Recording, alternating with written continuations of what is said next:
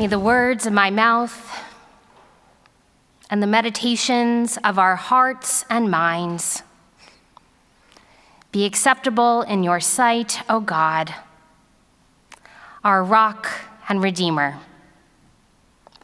Amen.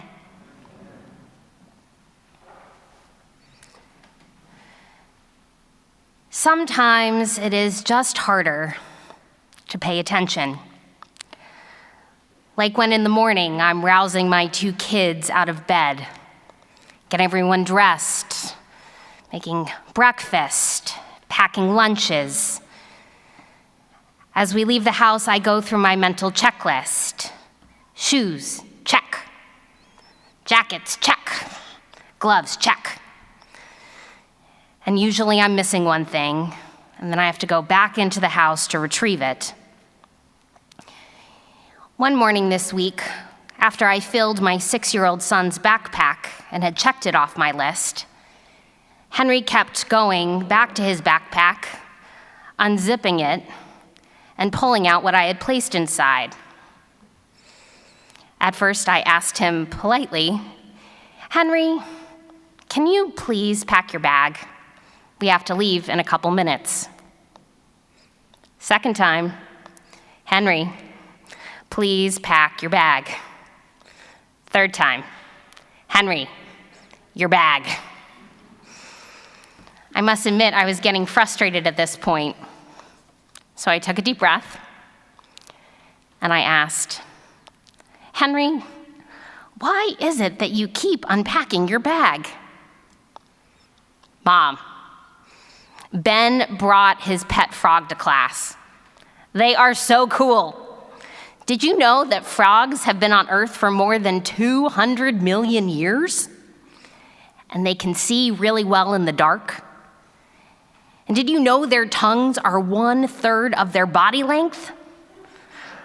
I want to show you a picture I drew of Ben's frog's tongue. He then fished out a paper from the bottom of his bag with a frog drawn in one teeny tiny corner and a tongue that it took up the rest of the page. He really wanted me to admire the frog's tongue. He wanted me to pause.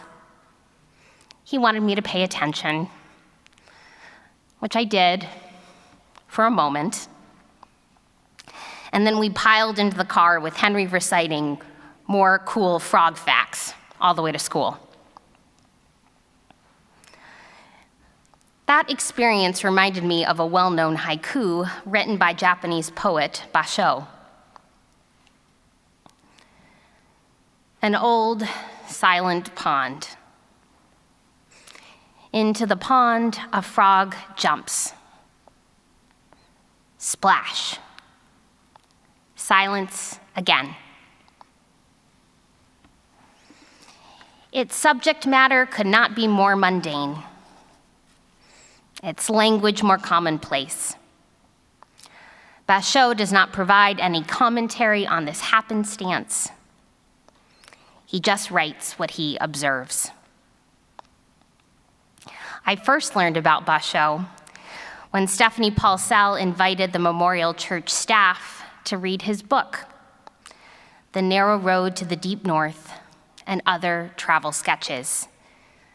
It's about his pilgrimage through Japan in the 17th century. Writer Frederick Buechner observes with this haiku, Basho simply invites our attention to know more and no less than just this. The old pond in its watery stillness. The kerplunk of the frog. The gradual return of the stillness. In effect, he is putting a frame around the moment. And that is the nature and purpose of frames. The frame doesn't change the moment, but it changes our way of perceiving it. It makes us take notice. And that is what Basho invites above all else. Buechner goes on. Literature, painting, music, the most basic lesson that all art teaches us is to stop, look, listen to life on this planet, including our very own lives, as a vastly richer, deeper, more mysterious business than most of the time it ever occurs to us to suspect as we bumble along from day to day on automatic pilot. That is the power of art. It causes one to pay attention to what we usually miss or overlook. Bracketing a scene heightens our senses. We more fully and more deeply drink in what stands before us. Setting a parenthesis around an ordinary moment helps us to see that it is, in fact, truly extraordinary. How Basho frames a moment with his writing reminds me of how Stephanie has pastored to this community. Stephanie, there are so many things we could say about the imprint that you have left upon our communal and worship life. Your poetic writing, stirring sermons, your graciousness, generosity of spirit, your thank you notes. A thread of Stephanie's ministry has been, to borrow a phrase from Howard Thurman, the unhurried attention that she has paid to us.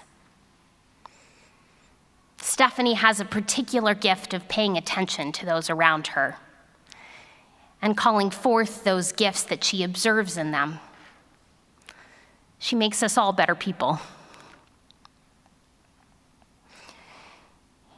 It's hard to overstate the power of paying an unhurried attention to one another. And paying attention is not merely an act of devotion. Paying attention can be a call to action.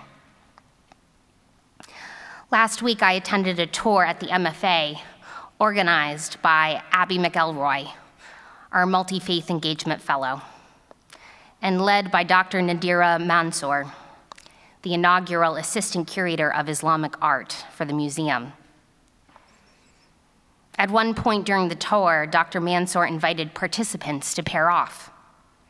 She gave each of us a note card with a number on one side, and she asked us not to flip over the note card. The number was a gallery number. We were told to find the gallery and then flip over the card.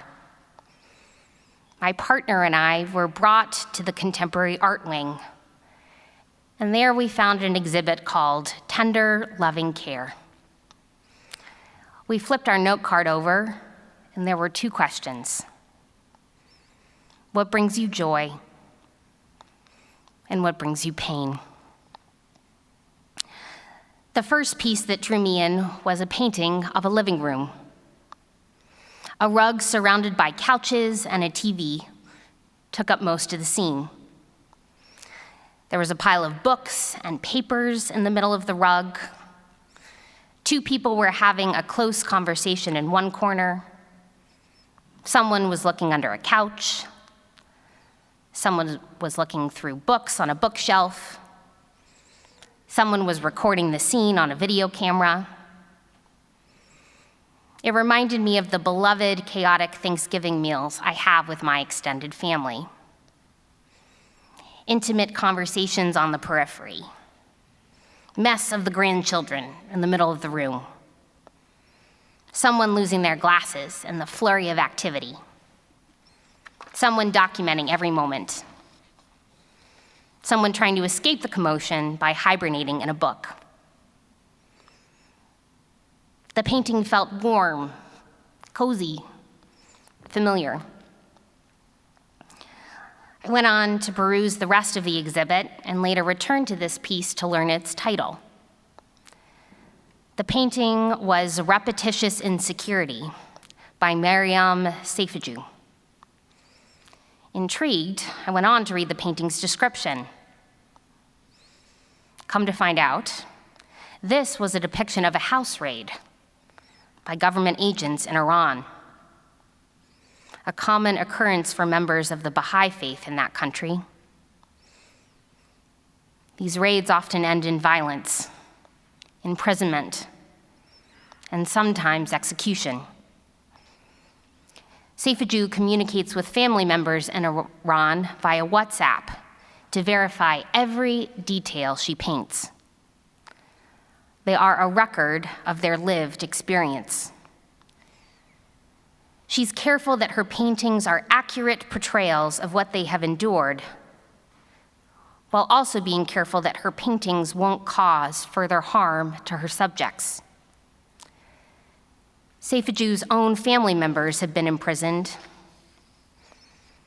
so the act of illustrating this persecution is both deeply personal and political.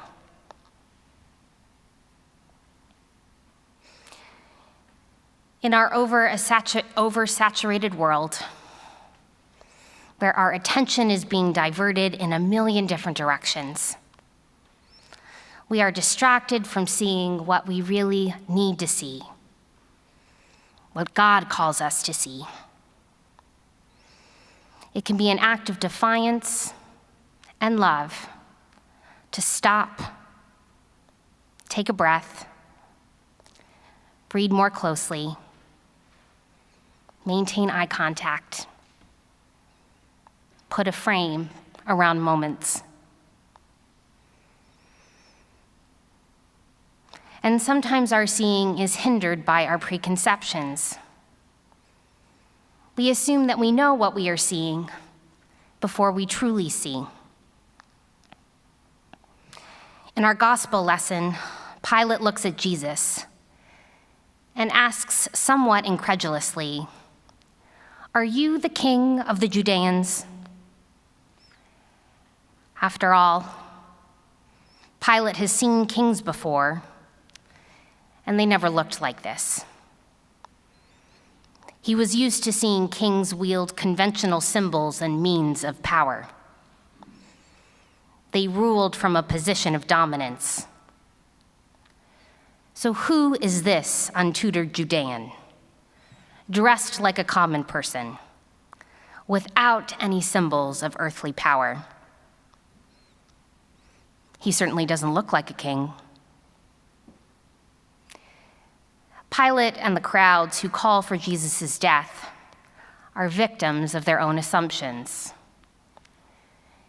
And Jesus responds with a simple declaration. My kingdom is not from this world. But the people who opposed Jesus, as well as many who followed him, were not ready to see him, to truly see him.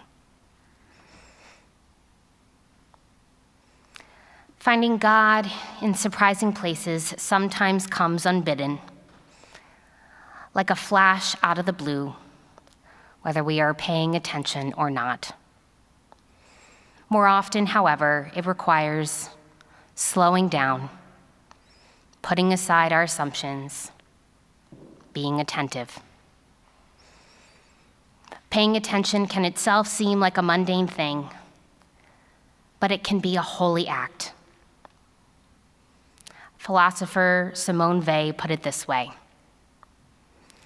attention to its highest degree is the same as prayer. It presupposes faith and love. Absolute, unmixed attention is prayer. Thanks be to God.